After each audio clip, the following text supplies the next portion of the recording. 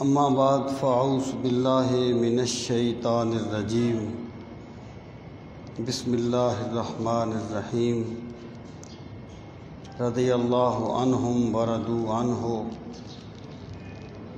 صدق اللہ مولانا العظیم وبلغنا رسولہ النبی الکریم الامین ونحن علی ذالک لمن الشاہدین والشاکرین والحمد للہ رب العالمین رب اشرح لی صدری ویسر لی امری واحلل عقدۃ من لسانی یفقہوا قولی اللہم ارنا الحق حقا وارزقنا اتباعہ وارنا الباطل باطلا وارزقنا اجتنابہ اللہم ارنا الاشیاء کما ہی ان اللہ وملائکتہ یصلون علی النبی یا ایہا الذین آمنوا صلوا علیہ وسلموا تسلیما اللہم صل وسلم علی سیدنا و مولانا محمد وعلی آل و اصحاب سیدنا و مولانا محمد وبارک وسلم وصلی علیہ الصلاة والسلام علیک یا رسول اللہ وعلی آلک واصحابک یا حبیب اللہ الصلاة والسلام علیک یا شفیع المذنبین وعلی آلک واصحابک یا رحمۃ للعالمین۔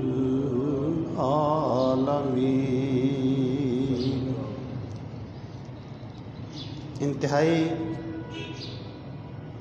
عزت و احترام کے لائق قابل صد احترام معزز و محترم سامعین کرام، میں آپ کی خدمت میں العقائد النصفیہ کی روشنی میں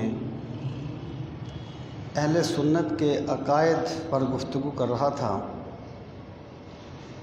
اور آج بھی میں اسی گفتگو کو آگے بڑھانا چاہتا ہوں، اور میں کوشش کروں گا کہ آج یہ ٹاپک ختم ہو جائے تو آخری بات جس پر پچھلے جمعۃ المبارک کا خطبہ ختم ہوا تھا وہ یہ عقیدہ تھا کہ رسول کریم صلی اللہ تعالیٰ علیہ وآلہ وسلم کے بعد افضل البشر بعد از انبیاء سیدنا صدیق اکبر رضی اللہ تعالیٰ عنہ ہیں، پھر حضرت عمر فاروق، پھر حضرت عثمان غنی، پھر حضرت علی المرتضیٰ رضی اللہ تعالیٰ عنہم اجمعین، وخلافتہم علی ھذا الترتیب، جو ان کی فضیلت کی ترتیب ہے وہی ان کی خلافت کی ترتیب ہے۔ یہ اہل سنت کا عقیدہ ہے، اور اہل سنت کے عقائد کی آپ کوئی بھی کتاب اٹھا لیں، دیکھیں ایک ہوتا ہے ایک بحث میں آ کر کسی شاذ قول کا ذکر کر دینا یا کسی کا کوئی شاذ قول ہونا یہ مسلمات کو نہیں توڑتا۔ مسلمہ عقیدہ وہ ہوتا ہے جو متن سے بالکل واضح ہو جاتا ہے، جس میں کوئی شک اور ابہام باقی نہیں رہتا۔ آپ شرح عقائد نسبی ہو، طحاوی ہو، الفقہ الاکبر ہو، امام ابو شکور سالمی کی تمہید ہو، اسی طریقے سے عقائد نظامیہ ہو، کوئی بھی آپ کتاب اٹھا لیں، آپ کو اہل سنت کا یہی عقیدہ وہاں واضح الفاظ میں لکھا ہوا نظر آئے گا کہ انبیاء کے بعد سب سے افضل حضرت ابو بکر صدیق ہیں، پھر حضرت عمر ہیں، پھر حضرت عثمان ہیں، اور پھر حضرت علی ہیں رضی اللہ تعالی عنہم اجمعین۔ اب میں یہاں پر یہ بات عرض کروں کہ آگے انہوں نے فرما دیا کہ ان کی خلافت ان کی افضلیت کی ترتیب سے ہے، یعنی اس کا یہ مطلب نہیں ہے کہ کوئی یہ کہہ دے کہ جی یہ ظاہری خلافت ہے، اس میں تو ابو بکر صدیق ہیں، اور وہ باطنی خلافت ہے، اس میں ابو بکر صدیق نہیں ہیں۔ یہ اہل سنت کا عقیدہ نہیں ہے۔ اگر کسی کا کوئی شاذ قول ہے تو وہ شاذ قول ہے، اس سے عقائد نہیں ٹوٹتے۔ تو یہ بات جو ہے یہ ہمارے مسلمات میں سے ہے، اس پر میں کچھ گفتگو پہلے کر چکا تھا۔ اب اگلی بات ہے، اور وہ بھی بہت قابل غور بات ہے۔ فرماتے ہیں والخلافۃ ثلاثون سنۃ ثم بعدها ملک و امارۃ، کہ رسول کریم صلی اللہ تعالیٰ علیہ وآلہ وسلم کے بعد جو خلافت ہے وہ 30 سال ہے، خلافت 30 سال ہے۔ ثم ملک و امارۃ، 30 سال کے بعد پھر بادشاہی ہے اور امارت ہے۔ یہ اہل سنت کا عقیدہ ہے کہ خلافت 30 سال، پھر بادشاہی یا اور امارت۔ اب یہاں پر میں کچھ باتیں عرض کرنا چاہتا ہوں، اور ان پر ہمیں غور کرنا چاہیے۔ پہلی بات یہ کہ رسول کریم صلی اللہ تعالیٰ علیہ وآلہ وسلم نے خلفاء کے بارے میں چند پہلوؤں سے کلام فرمایا۔ ایک تو آپ نے یہ فرمایا کہ الخلافۃ من بعدی ثلاثون ثم یکون ملک، کہ خلافت میرے بعد 30 سال ہوگی اور پھر بادشاہی ہوگی، ایک حدیث۔ دوسری حدیث ہے کہ رسول کریم علیہ السلام نے فرمایا، اس روایت کے مختلف الفاظ ہیں۔ ایک موقع پر آپ نے فرمایا لا یزال الدین قائما الی 12 خلیفۃ تجتمع علیہ الامۃ فکلہم من قریش، کہ جب تک 12 خلفاء نہیں ہو جائیں گے اس وقت تک دین غالب رہے گا، یعنی 12 خلفاء تک دین غالب رہے گا، اور ان 12 خلفاء پر امت کا اتفاق ہوگا، تجتمع علیہ الامہ۔ اور پھر فرمایا کہ وہ سارے کے سارے قریش میں سے ہوں گے، یعنی 12 خلفاء جو ہے نا، ان کی نشانیاں کیا بتائیں؟ پہلی بات یہ بتائی کہ ان کے زمانے میں دین غالب ہوگا، اور دوسری بات یہ بتائی ان پر امت کا اتفاق ہو جائے گا، اور تیسری بات یہ فرمائی کہ وہ سارے کے سارے قریش میں سے ہوں گے۔ اب ذرا آپ تھوڑا سا اس کی گہرائی میں جائیں۔ آپ نے جو 3 باتیں فرمائیں، ایک بات یہ فرمائی کہ میرے بعد خلافت 30 سال ہوگی، اور دوسری بات یہ فرمائی کہ 12 خلفاء آئیں گے، ان کے زمانے میں دین غالب ہوگا، اور تیسری بات آپ نے یہ فرمائی کہ لا نبی یا بعدی ثم یکون خلفاء و یکثرون، کہ میرے بعد کوئی نبی نہیں آئے گا، خلفاء آئیں گے اور وہ بہت زیادہ ہوں گے، یعنی اس میں 12 کی بھی قید نہیں ہے۔ اب سامعین محترم، محدثین فرماتے ہیں کہ یہاں آپ نے خلافت کی گویا کہ 3 قسمیں کر دی، جو ہے نا الخلافت من بعد 30، اور اب یقین جانیے کہ اس بحث پہ میں نے بہت عرصہ غور کیا ہے، اس کا خلاصہ میں آپ کو بتا رہا ہوں۔ ایک جگہ پہ میں نے اس کو تفصیل سے لکھا بھی ہے کہ میرے بعد خلافت 30 سال ہوگی، پھر بادشاہی ہوگی۔ وہ کہتے ہیں اس سے مراد ہے خلافت علی منہاج النبوت، یعنی وہ خلافت جو نبوت کے منہاج پر ہوگی، جو نبوت، اب یوں کہیے، حضرت شاہ ولی اللہ نے ایک مقام پر لکھا ہے کہ دور خلافت دور نبوت کا تتمہ ہے، تکملہ ہے، کمپلیمنٹ ہے، یعنی دور خلافت میں جو کام ہوئے، جو رسول کریم علیہ السلام کے دور میں نہیں ہوئے اور خلافت راشدہ کے دور میں ہوئے، وہ فرماتے ہیں وہ بھی گویا کہ نبوت کے ہی کام ہیں۔ دور خلافت دور نبوت کا تکملہ ہے۔ میں آپ کو اس کی ایک مثال دیتا ہوں کہ جب خندق کھود رہے تھے صحابہ کرام، اور مشہور بات ہے ایک بہت بڑی چٹان آ گئی، وہ چٹان ٹوٹتی نہیں تھی،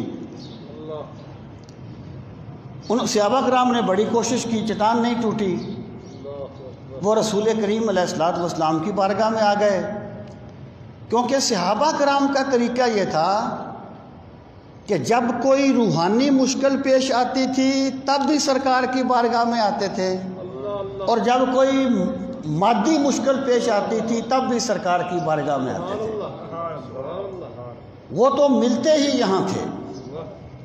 اب رسول کریم صلی اللہ تعالی علیہ وسلم خود وہاں تشریف لے گئے، آپ نے ایک کدال ماری، ایک روشنی نکلی، آپ نے فرمایا مجھے فارس کے خزانوں کی چابیاں دے دی گئیں، فارس، اور پھر یہ ایران، پھر دوسری کدال ماری، فرمایا مجھے روم کی چابیاں دے دی گئیں، تیسری پر فرمایا مجھے یمن کی چابیاں دے دی گئیں، یا کسی ملک کا نام لیا۔ اب جو مشرکین تھے، منافقین تھے نا، انہوں نے تمسخر اڑایا، کہنے لگے دیکھو دشمن سے بچنے کے لیے خندق کھود رہے ہیں، اللہ اکبر، اور مالی حالت یہ ہے کہ بھوک کی وجہ سے پیٹ پہ پتھر باندھے ہوئے ہیں۔ مادی حالت، ظاہری حالت کیا ہے کہ بھوک کی وجہ سے پیٹ پہ پتھر باندھے ہوئے ہیں، اور بشارتیں دے رہے ہیں کہ روم کی مجھے چابیاں دے دی گئیں، ایران کی مجھے چابیاں دے دی گئیں۔ یہ منافقین نے تمسخر اڑایا، وہ اس بات کو سمجھتے نہیں تھے کہ جب میرا رب کوئی کام کرنا چاہتا ہے وہ اسباب کو نہیں دیکھتا، وہاں مادیات دری کی دری رہ جاتی ہیں اور وہ ہو جاتا ہے جو میرا رب چاہتا ہے۔ اب جو اگلی بات میں کرنا چاہتا ہوں، اس روایت میں الفاظ تو تھے اُتی تو مجھے دے دی گئیں، لیکن روم یا فارس فتح ہوا ہے عہد فاروقی میں، روم فتح ہوا عہد فاروقی میں، لیکن سرکار فرماتے ہیں مجھے چابیاں دے دی گئیں۔ مطلب کیا ہے کہ خلافت میں، دور خلافت میں جو کچھ ہوا وہ دراصل دور نبوت کا ہی تتمہ ہے، اسی کی کمپلیمنٹ ہے، اور یہی وجہ ہے سرکار نے فرمایا علیکم بسنتی وسنت الخلفاء الراشدین المہدیین من بعدی عضوا علیہا بالنواجذ، تم پر لازم ہے کہ میری سنت کو لازم پکڑو، اور میرے خلفائے راشدین کی سنت کو لازم پکڑو، ادو علیہ بن نواجز، اور انہیں اپنی داڑھوں سے پکڑ لو، مگر مضبوطی سے پکڑ لو۔ اس کا مطلب یہ ہے کہ رسول کریم صلی اللہ تعالی علیہ وسلم نے اپنی سنت کے ساتھ خلفائے راشدین کی سنت کی پیروی کا بھی حکم دیا، کیونکہ دراصل وہ دور رسالت کا ہی تتمہ تھا اور دور رسالت کا ہی تکملہ تھا۔ آپ دیکھیں کہ سیدنا فاروق اعظم رضی اللہ تعالی عنہ نے تراویح کی نماز خود بھی سرکار نے پڑھی ہے، اور لوگ پڑھتے تھے انفرادی طور پر، لیکن حضرت عمر فاروق رضی اللہ تعالی عنہ نے مساجد میں باجماعت تراویح شروع کر دی، 20 رکعت تراویح باجماعت شروع کر دی، اور کسی صحابی نے اختلاف نہیں کیا، کسی صحابی نے اختلاف نہیں کیا۔ اگر کوئی بندہ یہ کہے کہ جو کام سرکار نے نہیں کیا تھا وہ عمر فاروق نے کیوں کیا، ہم اسے کہیں گے اگر یہ کام غلط ہوتا تو میرے نبی کے صحابہ کبھی خاموش نہ رہتے۔ تیرا یہ اعتراض ہم پہ نہیں ہے، سرکار کے سارے صحابہ پر ہے۔ تم سارے صحابہ پہ تان کر رہے ہو، تم مولا علی پہ بھی تان کر رہے ہو، امام حسن و حسین پہ بھی تان کر رہے ہو، کیونکہ جب تراویح باقاعدہ شروع ہوئی تو کسی صحابی نے اس کے راستے میں رکاوٹ نہیں ڈالی۔ اصل میں صحابہ کرام رضوان اللہ تعالی علیہ مجمعین بارگاہ رسالت کے تعلیم یافتہ تھے، وہ دین کے مزاج کو سمجھتے تھے۔ جب قرآن مجید کو کتابی شکل میں جمع کرنے کا مرحلہ پیش آیا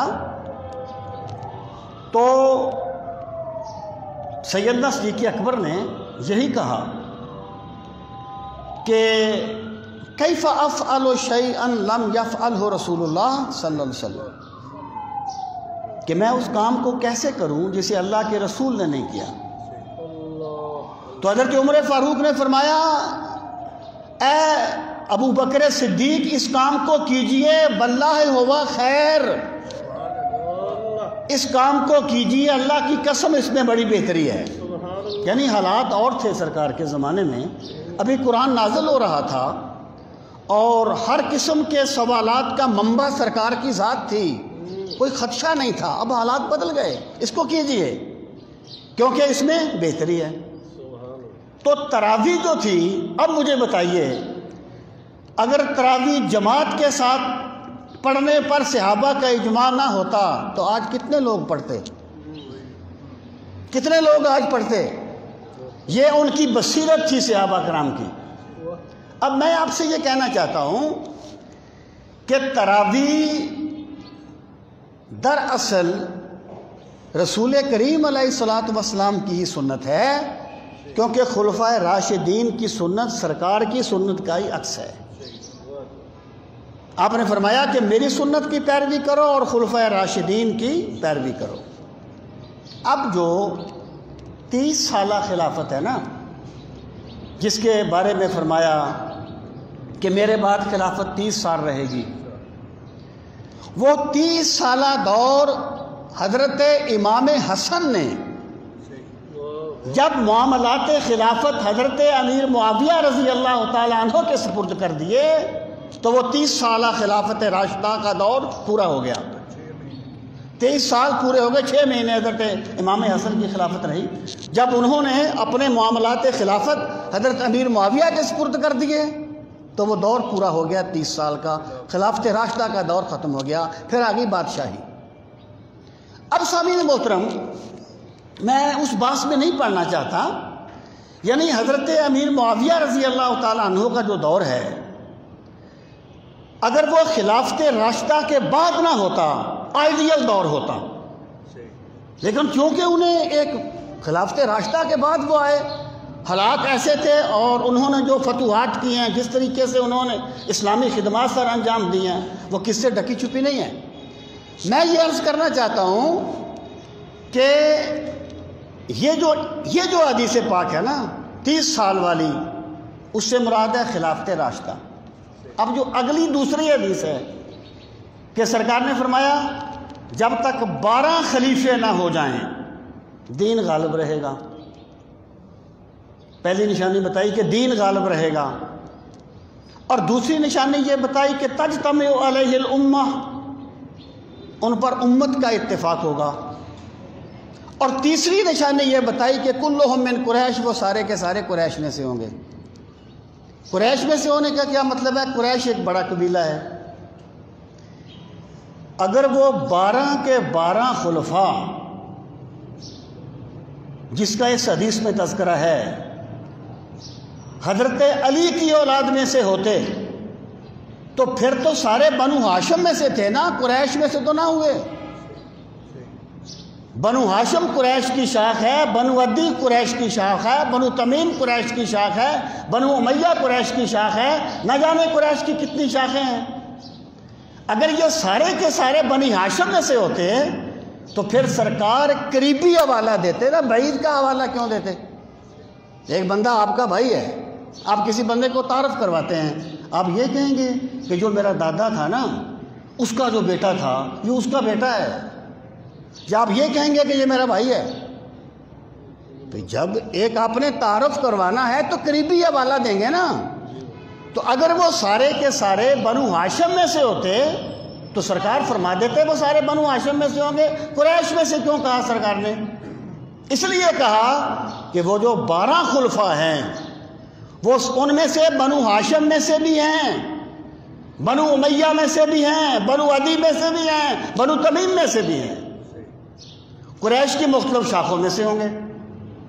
اور پھر آپ نے فرمایا ان پر امت کا اتفاق ہو جائے گا، امت کا اتفاق ہو جائے گا۔ اب آپ دیکھیں کہ مثلا سیدنا ابوبکر صدیق کی خلافت ہے، حضرت عمر ہیں، حضرت عثمان ہیں، حضرت علی ہیں، حضرت امام حسن ہیں۔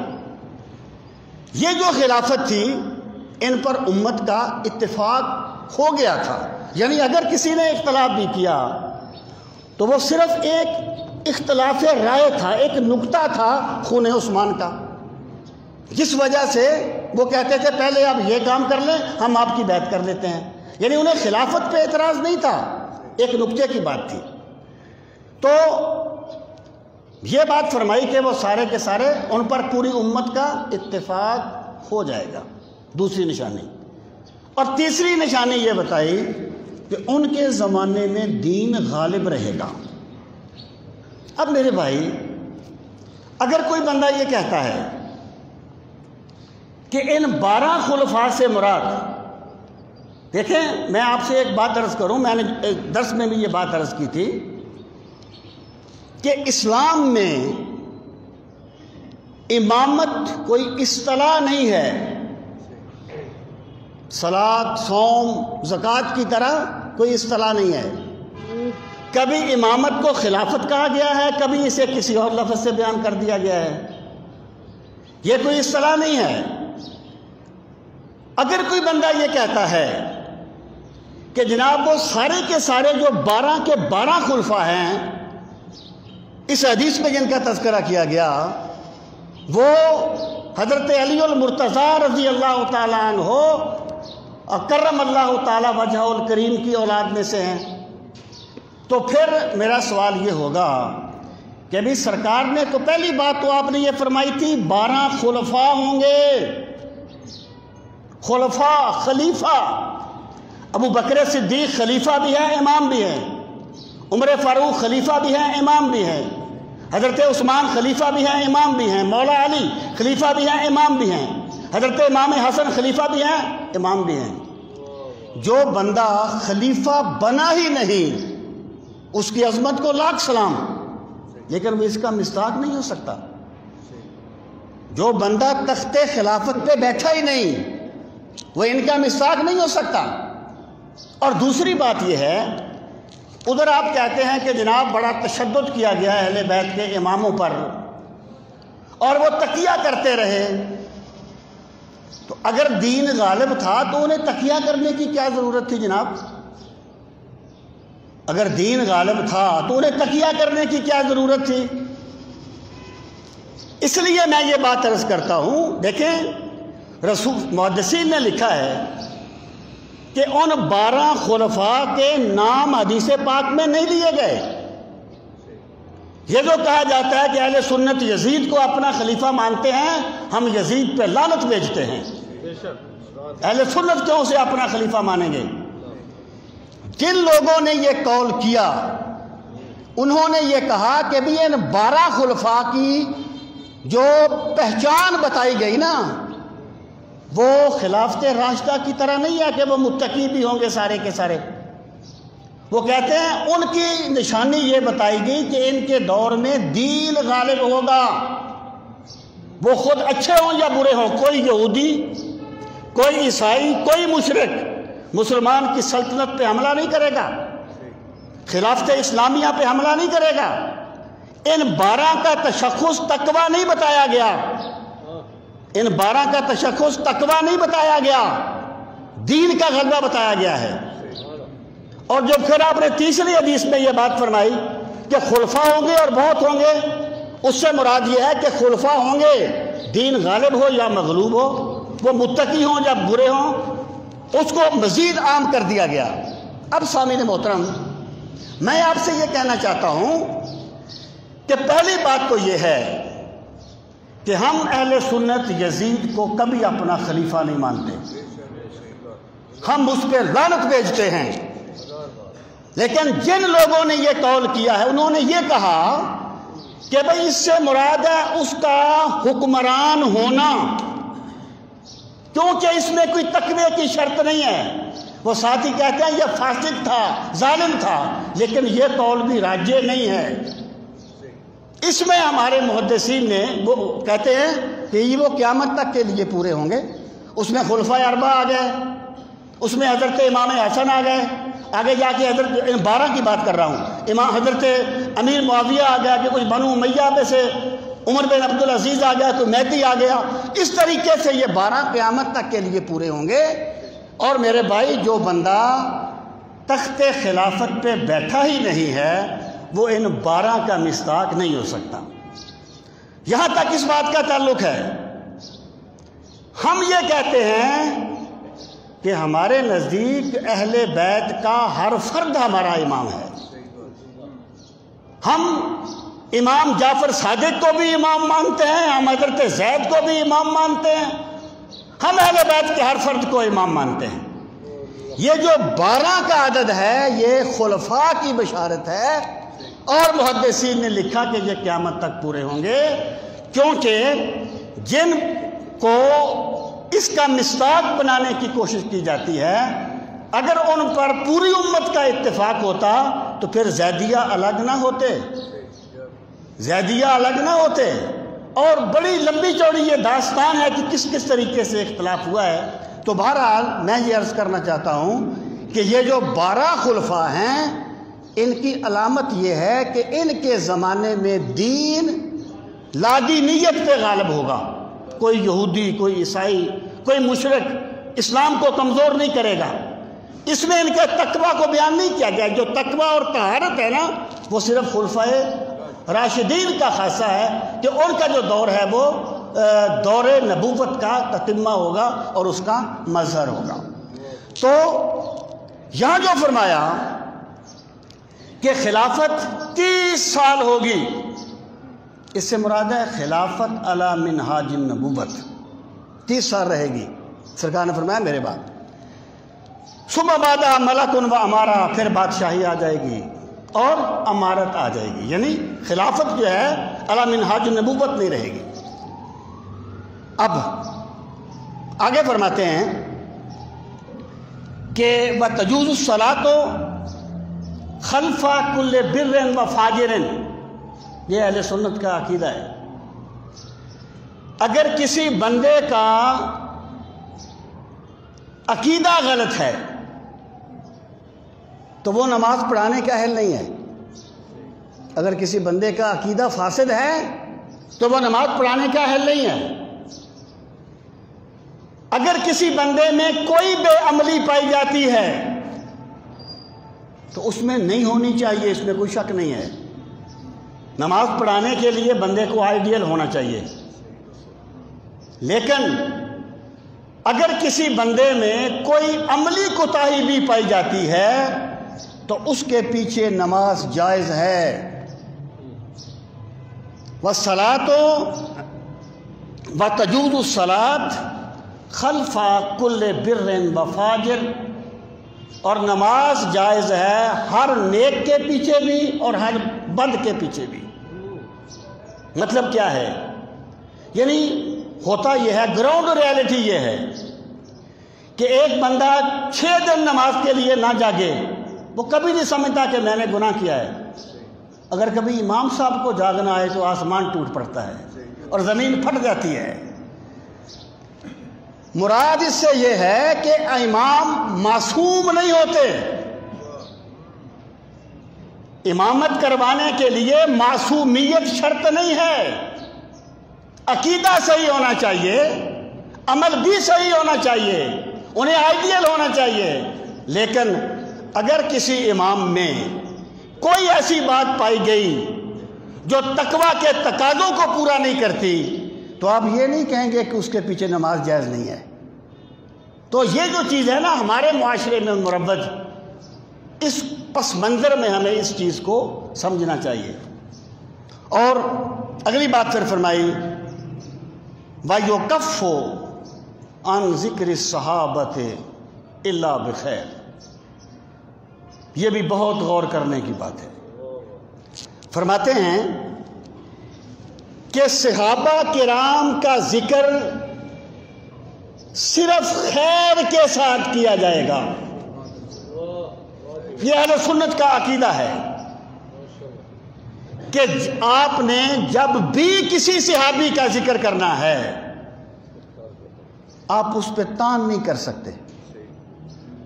دلیل اپنی جگہ پر، دلیل اس سے ہم کریں گے جو اہل سنت کا فرد نہیں ہوگا۔ جو اپنے آپ کو سنی کہتا ہے اسے اہل سنت کا یہ عقیدہ ماننا پڑے گا۔ اور میں اگلی بات یہ عرض کروں کہ جو شرف صحابیت ہے یا صحابہ کرام کا جو مقام ہے، اس کے لیے ان کے اعمال شرط نہیں ہیں۔ صحابہ کو یہ مقام رسول کریم علیہ الصلوۃ والسلام کی زیارت کی برکت سے ملا ہے۔ ایک صحابی ہے، وہ آ گیا سرکار کی بارگاہ میں، اس نے کلمہ پڑھا، ایک بندے نے مسلمان ہو گیا، اس نے کوئی نماز نہیں پڑھی، اسی وقت وہ شہید ہو گیا۔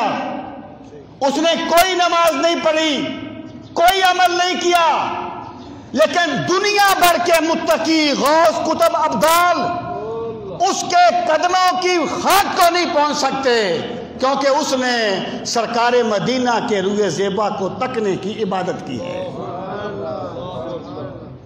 صحابہ کی عظمت کو شرف صحابیت کے سبب پر پرکھنا چاہیے۔ اور یہ تو میں متن پڑھ رہا ہوں نا، اس کی شرح میں، شرح عقائد نصفی جو ہے، اس میں یہ الفاظ ہیں کہ صحابہ کرام کا ذکر خیر سے کیا جائے گا، وما وقع بینہم من المحارب، اور ان کے درمیان جو جنگیں ہوئیں اور جو مشاجرات ہوئے ان کی تعویل کی جائے گی۔ تعویل سے کیا مراد ہے؟ کہ اس طریقے سے ان کو ذکر کیا جائے گا کہ کسی صحابی کی عظمت پر حرف نہ آئے۔ صحابہ کرام اپنی عظمت کے لیے میرے تیری تعریف کے محتاج نہیں ہیں، اللہ نے انہیں اپنے نبی کے قدموں میں پہنچا دیا ہے، اللہ نے انہیں رسول کریم علیہ الصلوۃ والسلام کی زیارت کا شرف بخش دیا ہے، اللہ نے ان کے درجوں کو بلند کر دیا ہے۔ اور گروہ صحابہ، یہ اہل سنت کا عقیدہ ہے، بار بار کہہ رہا ہوں۔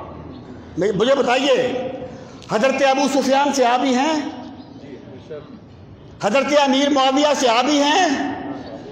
حضرت واشی جنہوں نے حضرت حمزہ کو شہید کیا تھا وہ بھی صحابی ہیں، اور مسیلمہ کذاب کو انہوں نے قتل کیا تھا۔ اگر وہ مسیلمہ کذاب کو قتل نہ بھی کرتے پھر بھی صحابی تھے۔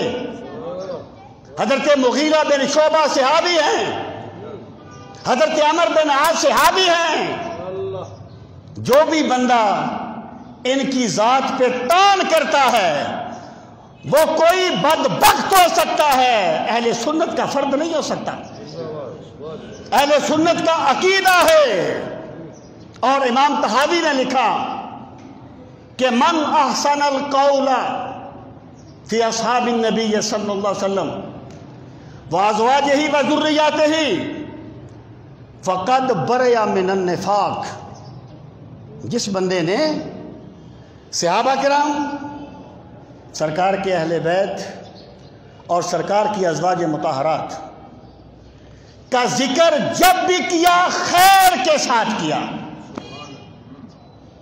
ذکر جب بھی کیا خیر کے ساتھ کیا، فقد برئ من النفاق، یہ اس چیز کی علامت ہے کہ اللہ نے اسے نفاق سے بری کر دیا ہے۔ اس کا مطلب کیا ہے؟ جو بندہ کسی بھی صحابی کے بارے میں کوئی منفی جملہ بولتا ہے، اہل سنت کے عقائد کے مطابق اس میں نفاق بھرا ہوا ہے۔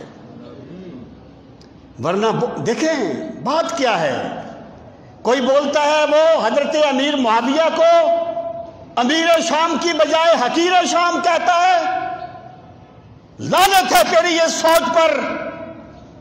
اگر حضرت امیر معاویہ ایسے ہی تھے تو کیا حضرت امام حسن نے مسلمانوں کی خلافت کسی ایسے شخص کے سپرد کر دی تھی جو مومن ہی نہیں تھا، جو مسلمان ہی نہیں تھا؟ کہ تم کس پہ طعن کر رہے ہو؟ جتنے بھی سرکار کے صحابہ ہیں سب کا ذکر خیر کے ساتھ کیا جائے گا۔ کوئی بندہ اپنے پیر کے بارے میں جو نہیں کہنا چاہتا وہ حضرت مغیرہ بن شعبہ کے بارے میں کہے، حضرت عمر بن عاص کے بارے میں کہے، حضرت ہندا کے بارے میں کہے، وہ کوئی بدبخت ہے، وہ اہل سنت کا فرد نہیں ہے۔ اہل سنت کا عقیدہ یہ ہے، یا تو یہ کہو نا کہ وہ صحابی نہیں ہے، بات ختم ہوئی۔ کتنے لوگ ہیں جو صحابی نہیں مانتے، ان کے ساتھ اور طریقے سے بات ہوگی۔ جو صحابی بھی مانتے کہتے جی صحابی تو ہیں لیکن یہ ہو گیا، صحابی تو ہیں لیکن یہ ہو گیا۔ وہ بھی جب صحابی ہیں پھر لیکن کیا؟ تو جج لگا ہوا ہے صحابہ کے بارے میں فیصلے کرنے کے لیے؟ تجھے کس نے اختیار دیا ہے؟ حضرت امیر معاویہ اور حضرت علی کے درمیان جو کچھ بھی ہوا، اہل سنت کا عقیدہ ہے کہ حضرت علی حق پر تھے، حق پر حضرت علی تھے رضی اللہ تعالیٰ عنہ، لیکن حضرت امیر معاویہ کو کسی سنی نے کبھی برا نہیں کہا، وہ خطا اجتہادی پر تھے۔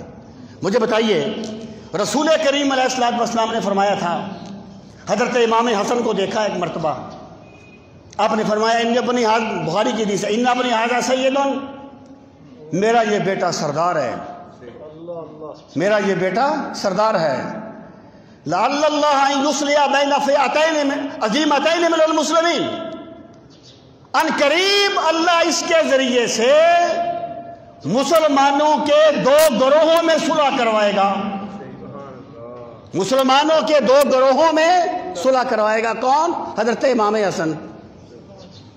وہ مسلمانوں کے دو گروہ کون سے جن میں صلح کروائی؟ ایک حضرت امیر معاویہ کا گروہ لشکر، اور دوسرا حضرت علی المرتضیٰ رضی اللہ تعالیٰ عنہ کا لشکر، ان کو ماننے والے۔ مجھے بتائیے، اگر حضرت امیر معاویہ کے ایمان میں شک کیا جائے گا تو پھر وہ دو مسلمانوں کے گروہ کون تھے جن میں امام حسن نے صلح کروانی تھی؟ رسول کریم علیہ السلام تو انہیں مسلمان کہیں اور تم ان کے بارے میں یہ گھٹیا لاجے اختیار کرو، یہ اہل سنت کا وتیرہ نہیں ہے۔ دو رنگی چھوڑ دے، یک رنگ ہو جا، سراسر موم ہو جا، سنگ ہو جا۔ اہل سنت کا عقیدہ یہ ہے جب بھی کسی صحابی کا ذکر کیا جائے گا خیر کے ساتھ کیا جائے گا، خیر کے ساتھ کیا جائے گا۔ دیکھیں میں مثال دیا کرتا ہوں کہ حضرت موسیٰ اور حضرت ہارون لڑ پڑے آپس میں، قرآن کہتا ہے نا حضرت موسیٰ اور حضرت ہارون لڑ پڑے۔ حضرت موسیٰ نے حضرت ہارون کی داڑھی پکڑ لی۔ مجھے بتاؤ کوئی چھوٹی بات ہے؟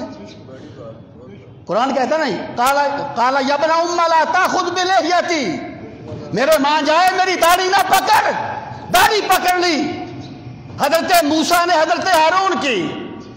جس بندے کا ایمان سلامت ہے وہ کسی کو برا کہے گا؟ حضرت موسیٰ اور حضرت ہارون میں سے وہ جب بھی اس بات کا تذکرہ کرے گا اس طرح کرے گا کہ دونوں پیغمبروں کی عظمت باہر رہے۔ تم کون ہوتے ہو سرکار کے صحابہ کے بارے میں جج بننے والے؟ کوئی کہتا ہے نو معاویہ، معاویہ تیری تعریف کا محتاج ہے؟ معاویہ وہ ہیں جو رسول کریم علیہ السلام کے صحابی ہیں۔ اور امام آلوسی نے روح المعانی میں لکھا ہے کہ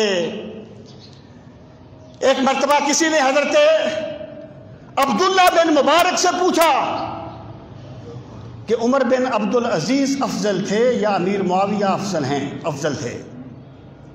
عمر بن عبدالعزیز افضل تھے یا امیر معاویہ افضل تھے رضی اللہ تعالیٰ عنہ؟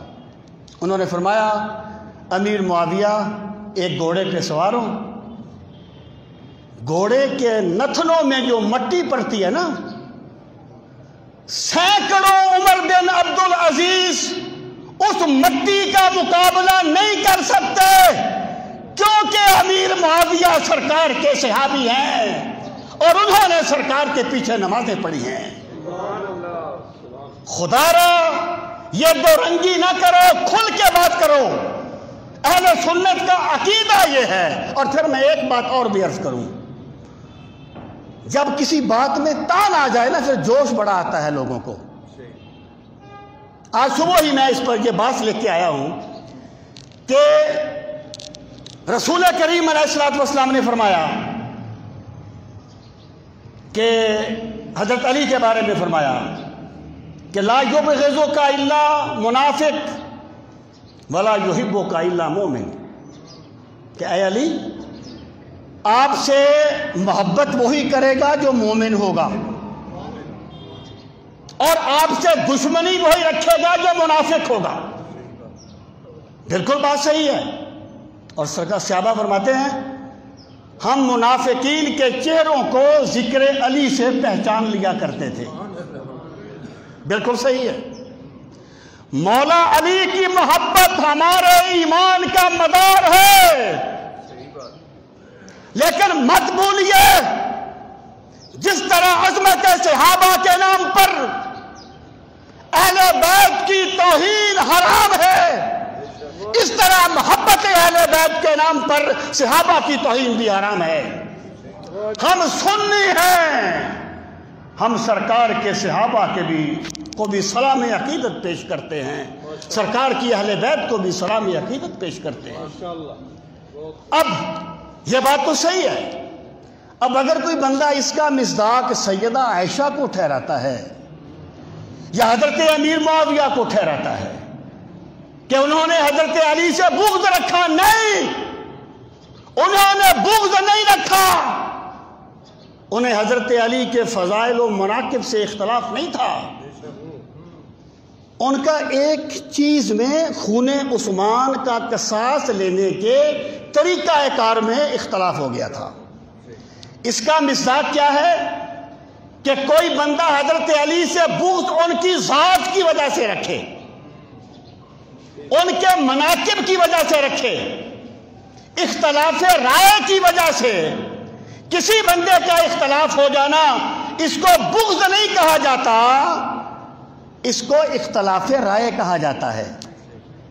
اور سامعین محترم پھر میں یہ بات عرض کروں کہ یہ جو میں کہہ رہا ہوں نا، مولا علی کا بھی یہی فرمان ہے۔ مصنف ابن ابی شیبہ میں حدیث ہے، اور اسی حدیث کو ملا باقر مجلسی نے بہار الانوار میں لکھا ہے، اور بھی ان کی کئی کتابوں میں ہے، کہ حضرت علی سے پوچھا گیا کہ جو لوگ آپ کے مقابلے میں آئے وہ مشرک تھے؟ آپ نے فرمایا نہیں، وہ شرک سے بھاگنے والے تھے۔ کہا پھر وہ منافق تھے؟